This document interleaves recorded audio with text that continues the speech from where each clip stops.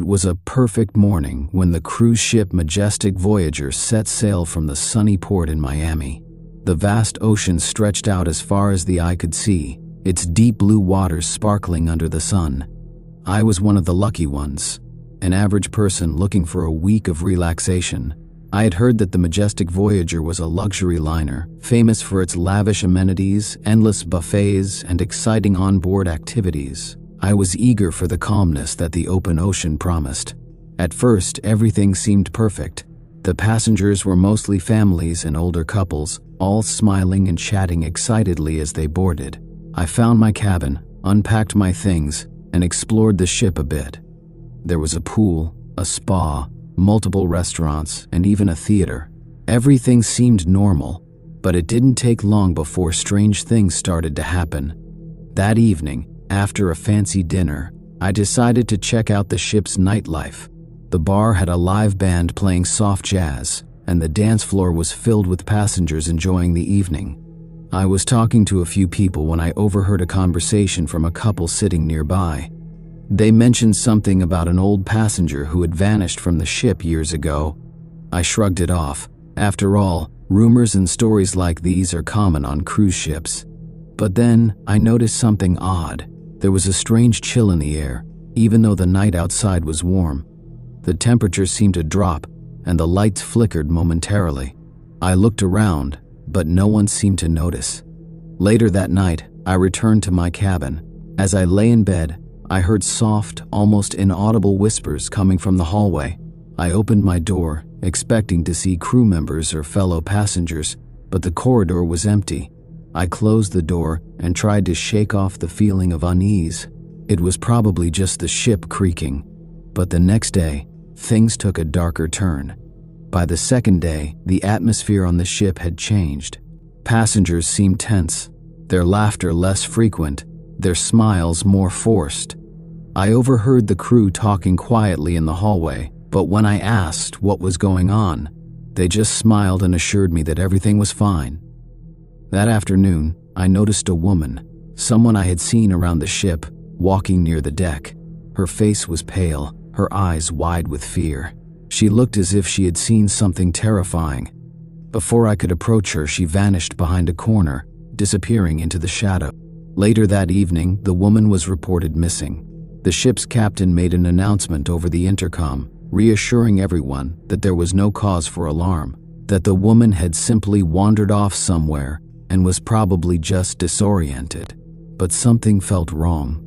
I couldn't shake the thought that her disappearance was connected to something darker. On the third night, the weather turned.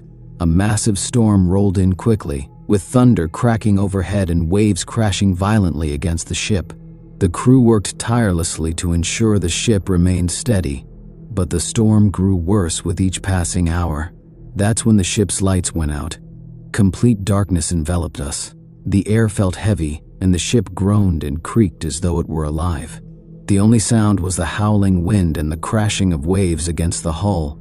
I heard footsteps in the hallway outside, but when I opened the door, the hallway was empty. Panic began to set in. The passengers were shouting, and crew members were running back and forth. I could feel something sinister was happening. And then, I saw it. A shadow, tall and impossibly thin, drifted past my door. It was unlike anything I had ever seen, almost human, but not quite. I froze in place, my heart pounding in my chest. I couldn't explain it, but I felt an overwhelming sense of dread. The storm raged on for hours, and the shadows seemed to follow me everywhere. Every time I looked over my shoulder, I could feel its presence. By the fourth day, I was starting to lose my mind. People were whispering about strange things happening. Passengers hearing voices in their cabins, crew members disappearing, and even sightings of the shadowy figure I had seen. The captain still denied any unusual occurrences, but the tension on board was palpable. That afternoon, the ship hit something. A massive jolt threw everyone off their feet, and the ship listed dangerously to the side. We all rushed to the deck to see what had happened. In the distance, we saw something horrifying, a gigantic, black wave rising in the distance, taller than the ship itself. The wave crashed into the ship, knocking it sideways, and for a brief moment, I thought we were all going to drown. The water poured over the deck, and I could hear people screaming. But the wave wasn't just water. It was dark, alive somehow, swarming with something that didn't belong in the sea. I saw shadowy figures emerging from the depths, reaching out for us, their eyes glowing a sickly green. I barely managed to scramble to safety, but I wasn't sure if the others had made it. After the storm finally subsided, the ship was left battered, barely afloat. Many passengers were missing, and the crew seemed to be in a state of shock. There was no sign of the shadowy figures, but I knew they were still out there waiting. I found an old, weathered logbook in one of the abandoned crew quarters, filled with entries about a cursed ship that had vanished in the same waters centuries ago. The logbook spoke of a dark force that had been unleashed when the ship passed through a certain stretch of ocean, an area known for its unnatural storms and shadowy figures beneath the surface. The majestic Voyager had unknowingly sailed into the same waters, and now we were all trapped.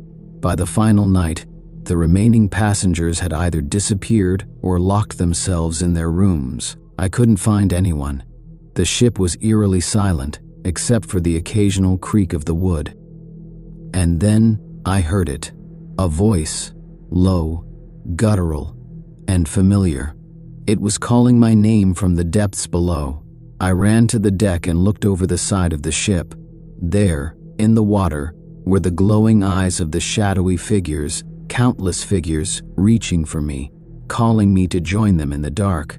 The last thing I remember is being pulled over the edge of the ship, the cold water swallowing me whole. The cold water engulfed me as I was dragged beneath the waves. Panic surged through my body and I struggled to breathe, but the icy water filled my lungs. The shadows were all around me now, closing in from every direction. There was no escape. The figures, with their glowing eyes and twisted forms, surrounded me, their cold hands brushing against my skin, pulling me deeper into the depths. But just as I thought I would lose consciousness, I felt something else, something solid. I grabbed hold of it, desperate to survive. The sensation of being pulled through the water was strange, unnatural. It was as though the ocean itself was alive, guiding me somewhere. I was dragged to the surface, coughing and gasping for air.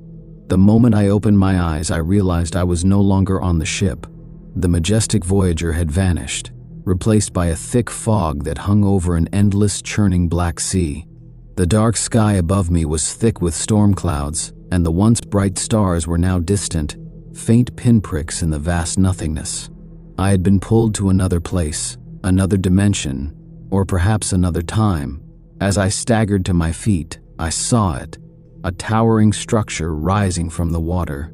It was an ancient ship, unlike anything I had seen before, its sails tattered and blackened, and its hull covered in barnacles and rust. It looked like it had been abandoned for centuries, yet it stood firm, defying the sea's wrath. I instinctively moved toward it, the shadows following my every step, their whispers growing louder, but I wasn't alone. A figure appeared before me, cloaked in tattered black robes. His face was obscured by a hood, but his presence was overwhelming. I could feel the weight of his gaze, even though I couldn't see his eyes. "You've come," the figure said, his voice deep and hollow, just like all the others. "Where am I?" I gasped, my voice hoarse. He didn't answer directly, but instead, he pointed toward the ship. "Board the ship," he said. "It is your only way out. But be warned, you may never return." I had no choice. I had to know what was happening. I had to understand why the majestic Voyager had brought me here. I climbed aboard the ancient ship, my heart racing. As soon as I stepped onto its deck, I felt an overwhelming sense of despair, as if the ship itself was haunted by the souls of the lost. The air was thick with a strange energy, something both suffocating and electric at the same time. The figure in black did not follow me aboard. Instead, he remained on the shore, watching from a distance. Inside, the ship's halls were dark, the walls covered in mildew and old peeling wallpaper. But the deeper I went, the more I heard the voices, soft, sorrowful whispers. It was as though the ship itself was alive, telling stories of those who had sailed before me. I entered a room at the end of a long hallway. It was a small chamber, but inside, I found something truly horrifying. The walls were lined with portraits of people, passengers, just like me, their faces pale and haunted. And in the center of the room was a large, ancient mirror. As I approached it, the reflection wasn't mine. It was of a dark figure standing behind me, its features twisted and grotesque. The figure in the mirror reached out, its cold, bony fingers brushing against the glass. I backed away in terror, but then the reflection smiled. "You shouldn't have come," it whispered. "You're already ours." I turned and ran, the ship's creaking and groaning growing louder with every step. I had to escape. I had to get off this cursed ship. But as I made my way back to the deck, I was stopped by a voice, this time one I recognized. "Why did you leave me behind?" It was the woman who had disappeared, the one I had seen in the bar on the first night. She stood before me, her eyes wide and filled with terror. You're alive," I whispered, astonished. "I never left," she replied, her voice strained. "I've been here the entire time. We all have." She looked around, fear evident in her expression. "This ship is a prison. It pulls in the souls of those who sail too far. We are the forgotten, the lost. And you're not the first to be trapped here." I could barely process her words. My mind reeled as the truth slowly sank. The majestic Voyager, the very ship I had been on, had somehow crossed into a realm of darkness, where souls were claimed by the ocean and held captive in an eternal limbo. "How do we escape?" I asked, my voice barely a whisper. "You can't," she replied. "None of us can. Not unless you join them." "Join who?" "The shadows. The ones who come from the sea. The ones who keep us here." I shook my head, refusing to accept her words. "No. There has to be a way out. Then you will die here, just like the rest of us," she said softly. "We are bound to this place, lost forever in the dark depths of the ocean." Her voice trailed off as she turned away, disappearing into the shadows. I stood on the deck, staring out at the endless black sea. I could hear the whispers of the shadows growing louder, their cold presence pressing in on me. The ship creaked beneath my feet, and the fog grew thicker, obscuring everything around me. It was then that I saw it, the shadowy figure from before, standing at the edge of the ship. Its glowing eyes stared directly at me, and I knew without a doubt that it was the one who had brought me here, the one who had claimed so many souls before me. "You have a choice," it said, its voice echoing in my mind. "Join us, or be lost forever." I could feel its pull, the darkness tempting me to surrender, to give in and join the others who had been claimed by the sea. But deep down, I knew there had to be a way out. With every ounce of strength I had left, I ran toward the edge of the ship and leapt into the ocean. The cold water surrounded me, but this time it felt different. The shadows didn't follow. I swam and swam, not knowing where I was going, but knowing that I had to escape. And then, just as I thought I could swim no more, I broke through the surface. The sky above me was clear, and the waves were calm. The majestic Voyager was gone. I was alone, but I was free. I floated in the calm ocean, gasping for breath. The world around me was eerily quiet, a stark contrast to the chaos I had just escaped. The moonlight gleamed on the water, and for a moment, I thought maybe everything had been a terrible dream. Perhaps I was still back on the majestic Voyager, lying in my cabin, trapped in the nightmare of my own mind. But as I swam, I realized something was wrong. The ocean, while seemingly calm, felt colder now. The stars above flickered, as if they were dimming, their light fading into nothingness. The sea beneath me was darker, deeper, and I felt an undeniable pull back toward the depths. I couldn't explain it, but something was waiting for me. I fought against the instinct to turn around, to return to the cursed ship that had tried to claim me. But as I looked out into the distance, I saw something, faint at first, but unmistakable, a shadow on the horizon. It was a ship, the majestic Voyager. Appeared, sailing across the ocean toward me with unnatural speed. I froze, my heart sinking into my stomach. It should have been gone, lost to the ocean forever.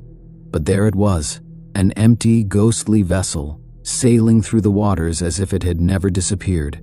And then I saw them, the figures on board, the passengers and crew who had vanished, their faces pale, their eyes hollow and empty, staring at me from the ship's deck.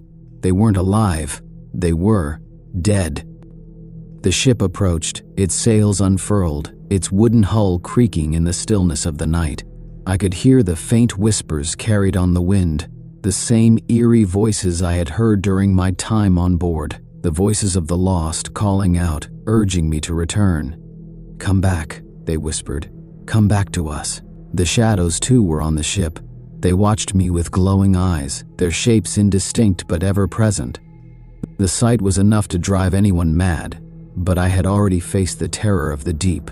I wouldn't be fooled again. I wouldn't go back to that place. But the ocean seemed to have other plans. The water around me began to churn again, and before I knew it, I was pulled under. The current dragged me down, deeper into the abyss, as though the sea itself was trying to reclaim me. My body fought against it, but I was no match for the relentless power of the ocean. As I sank, I saw them again, the shadowy figures rising from the depths, their glowing eyes locked onto mine. They circled around me, their hands reaching, their whispers echoing in my ears. "You cannot escape," they said. "The sea has claimed you." And just as I thought I would drown in the dark waters, I felt a presence, a force pushing against the shadows. It was the same figure I had seen on the shore, the one who had first spoken to me when I boarded the ancient ship. "You have the power to choose," he said, his voice now clearer than before. "But the price is high." I felt a sudden clarity, as if something within me had shifted. I understood now. The shadows, the cursed ship, it was all part of a cycle, a pattern that trapped the souls of those who ventured too far. But there was a way to break it. There was a way to escape the eternal grasp of the sea. I just had to be willing to let go. As the shadows closed in around me, I knew what I had to do. I had to face them, not with fear, but with acceptance. I had to acknowledge the curse that bound us all to this endless cycle of suffering. The figure in black, the one who had guided me on the ship, appeared before me once more, his form solidifying in the water. He extended a hand toward me. "To break free, you must make the ultimate sacrifice," he said. "You must give up everything, your past, your future, your very existence." I hesitated. It felt like an impossible choice. How could I give up everything I knew? How could I leave behind the memories of the world I had once known? But then I thought of the people on the ship, the lost souls who had never found peace. They would be trapped forever, and so would I, unless I did something to stop it. With a deep breath, I reached out and took the figure's hand. As soon as I did, the shadows shrieked, their forms twisting and writhing in agony. The ocean itself trembled, as if it were waking from a long slumber. The sea roiled, the waves crashing violently as the cursed ship began to disintegrate before my eyes. The souls of the lost passengers screamed as they were pulled into the ocean, their forms dissipating into the dark depths. The shadows, too, were consumed by the very sea that had given them life. The pull of the ocean weakened, and for the first time in what felt like an eternity, I felt free. The sea calmed, its dark waters slowly fading into a deep blue. The ship was gone, and the figures were no longer with me. It was as if they had never existed at all. But something had changed within me. The price I had paid was heavy. My memories of the world, of my life before the voyage, were slipping away, like grains of sand falling through my fingers. Faces, names, places, they were all becoming blurred, distant. I was free from the curse, but in exchange, I had lost a part of myself. I could never return to the world I once knew. My existence now felt like an empty shell, adrift in the vast ocean. The figure in black, the one who had guided me, smiled faintly. "You are free," he said. "The consequences." And with that, he faded into the mist, leaving me alone on the calm waters, a lone survivor of a nightmare that would never truly end. Years have passed since that fateful night, and I am still here, drifting across the endless sea. I no longer remember my name, my past, or why I was on the majestic Voyager. The faces of those I once knew have faded into the fog of time, as if they never existed. But sometimes, when the waves are calm and the moonlight shines brightly over the water, I hear the whispers again, the voices of the lost souls calling to me from the depths. They are always there, just beneath the surface, waiting for the next soul to cross their path. And I know that one day, I will have to make a choice again. The ocean's call is never truly silent. The endless expanse of the ocean had become my home. I had learned to exist within its confines, drifting along the currents, becoming part of the vastness. But even as the years passed, the memory of the majestic Voyager and everything that had happened never truly faded. It lingered in the deepest corners of my mind, like a dark shadow that refused to be erased. I had long since stopped trying to remember who I was before the ship. The name that once belonged to me no longer mattered. It was as if the ocean had swallowed everything I was, my identity, my past, even my sense of time. The water was now my only reality, and in it, I felt strangely comforted and isolated at the same time. But one evening, as I sat on a lonely stretch of beach, staring at the horizon, I saw it again. The majestic Voyager, the same ship I had once feared, the ship that had brought me here, now reappeared like a ghost in the distance. It was drifting slowly across the water, its sails tattered, its once proud hull worn by time and the ocean's cruelty. But this time there was something different. The ship was not alone. There were others. Figures, hauntingly familiar, stood on the deck of the ship. They were like me, lost souls, adrift and forgotten by the world. I recognized faces from the past, passengers, crew members, people I had met during my time aboard the cursed ship. They looked like shadows now, their faces hollow, their eyes empty. Their bodies seemed to flicker in and out of existence as if they were fading, trapped between this world and the one beyond. I knew what this meant. The ship was returning, but it wasn't coming for me. It was coming for them, the ones who had been left behind. I stood up, feeling a strange pull toward the vessel, as if something deep inside me was urging me to board it. But even as the ocean whispered to me, calling me back to the ship, I hesitated. The curse of the majestic Voyager was not something that could be easily escaped, and once you were drawn back, there was no return. Still, I felt a sense of responsibility, as though I had to help the lost souls aboard the ship find peace. They had been trapped for so long, forgotten by time and the sea. I couldn't ignore them. I had once been one of them after all. The night was still and silent as I approached the ship, the salty breeze carrying the faint sound of voices, not quite whispers, but soft and sorrowful. The ship seemed to call to me, beckoning me to board. I stepped onto its deck, and immediately, a chill settled over me. The air was thick with an unsettling presence, the kind that made your skin crawl and your heart race. As I walked deeper into the ship, I could feel the weight of the lost souls around me, their presence heavy like a fog. They drifted in and out of the ship's hallways, their faces blank, their eyes fixed on nothing. There was no sound but the creaking of the ship and the faint whispers of memories that echoed through the walls. In the center of the ship, I found them, the souls that had been abandoned, left to roam the endless ocean in search of something they could never find. Among them was the woman I had seen when I first boarded the majestic Voyager, the one who had warned me about the curse. She stood in the middle of the room, her face gaunt, her eyes clouded with despair. "You're here," she whispered when she saw me. "You came back for us." I wanted to speak, to ask her what I could do to help them, but the words caught in my throat. The ship itself seemed to be suffocating me, its oppressive energy pulling me deeper into the darkness. "The cycle is endless," the woman continued. "The sea never lets us go. We are trapped here, bound to this cursed ship for all eternity." I shook my head, feeling a strange mix of fear and sorrow. "There must be a way to break the curse. There has to be something we can do." She smiled faintly, but it was not a reassuring smile. "The curse isn't something that can be broken easily. It has consumed this ship for centuries, and it will consume us forever unless—" Her voice trailed off, and she looked toward the ship's deck.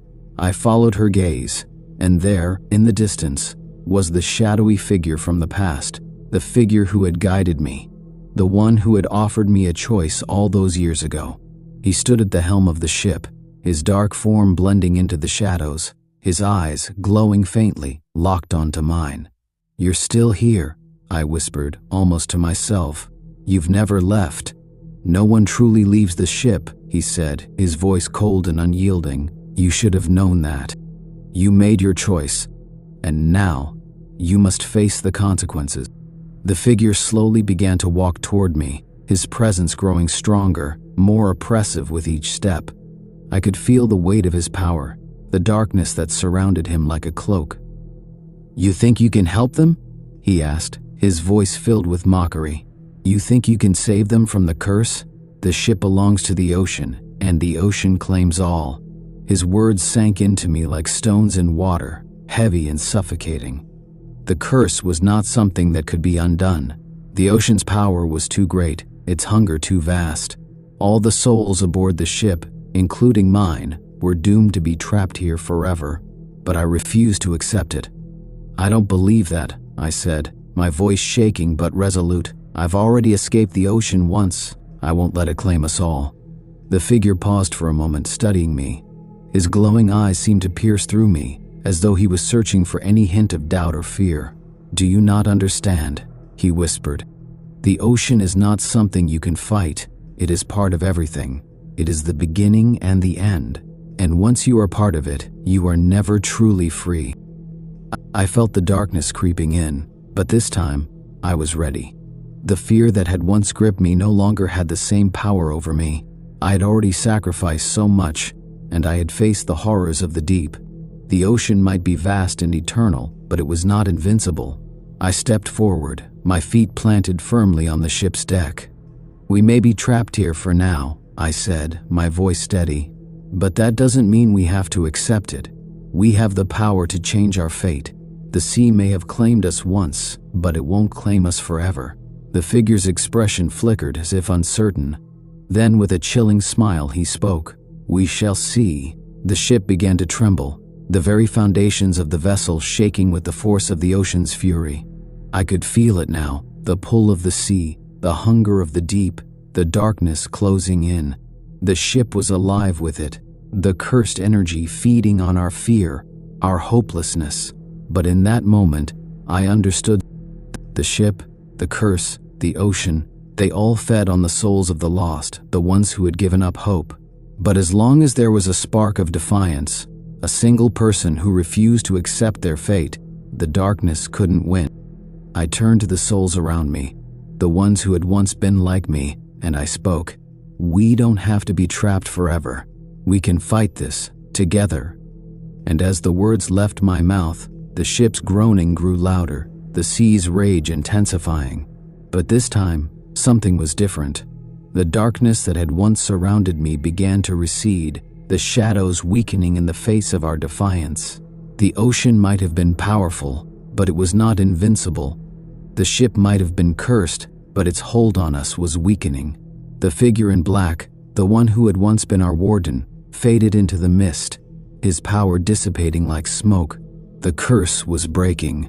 And so, the majestic voyager sailed on, not toward destruction, but toward freedom.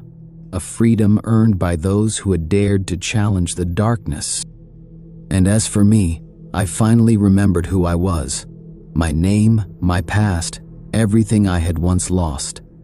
The ocean's hold was broken, and I was free. The sea would always call, but now it would no longer control me.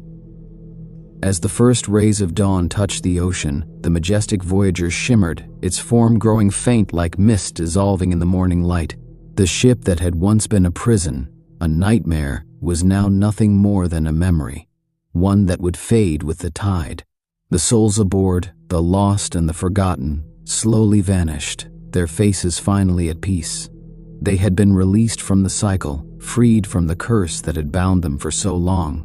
One by one, they disappeared into the rising sun, their whispers turning into the soft sigh of the waves. And then, I was alone. The sea stretched before me, endless and vast, but no longer menacing. For the first time in what felt like an eternity, I was not afraid. I was not bound by its call, nor trapped in its grasp. I was simply free. I turned toward the horizon, the golden light of the morning painting the sky in shades of hope. I had no idea where I was, no memory of how much time had passed, but it didn't matter. The past no longer held me, and the future was mine to shape. Taking a deep breath, I stepped forward, my feet sinking into the wet sand. I didn't know where I was going, but I knew one thing for certain: I had survived. And the ocean, for all its power, would never claim me again.